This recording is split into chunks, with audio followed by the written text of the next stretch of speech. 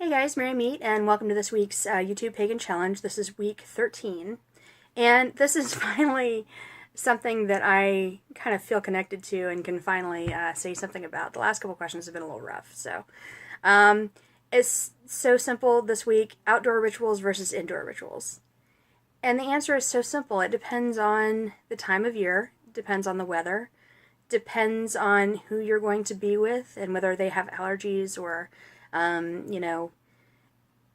hate your cat. I mean, it just depends is the answer to that. As for myself, I do a lot of ritual work here, actually here at my desk.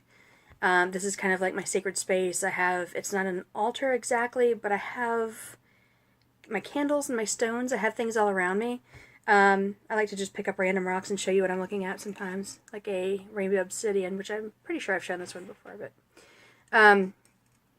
so I do ritual work here, and usually when I'm doing something here, it's intensely personal. It's deeply, deeply personal, and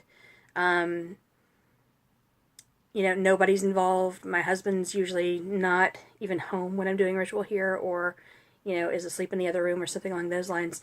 But I love outdoor ritual too. I really do. Actually, we just passed Ostara, and Ostara about 2 years ago, my husband and I were going to go and have some sacred ritual sex in the woods, and it was just uncomfortable. It was not as fun as I had made it out to be, and we ended up with ticks everywhere. I picked some ticks off of really uncomfortable places on him. This is a good story. This is a really good story. He's sitting right over here. Hi. This is all true. Yeah, so it was magical for like a minute, and it really sucked. And then we just realized all the practicalities of that we hadn't considered before. So, but no, I do love outdoor ritual. I really do. I showed you a few weeks ago, Morgan Falls, which is one of my favorite places.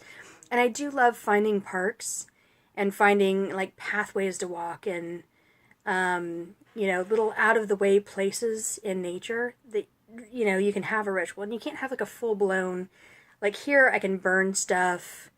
The office, very often comes home. I know he's going to chime in. Very often he comes home and the office, smells like smoke because I've been burning something ridiculous. So, but outdoors you can, you kind of gives you some freedom, but it also you have to be careful because you don't want to draw too much attention, unless you can find a really, really remote spot, which is kind of increasingly difficult in today's world, especially, where we live. So, yeah, so I love outdoor ritual. Strongly prefer it if the weather's nice, if there aren't crazy mosquitoes or ticks or bugs. I love connecting with nature, but very often I will connect with nature on a walk and then come back here and do a ritual. Because there are just things that I want to do here, that I want to have control over the environment that I do the ritual in. So my answer to outdoor rituals versus indoor rituals is yes, as often as possible. May or may not be helpful. So, hope you guys are having a great week, and blessed be. Bye-bye.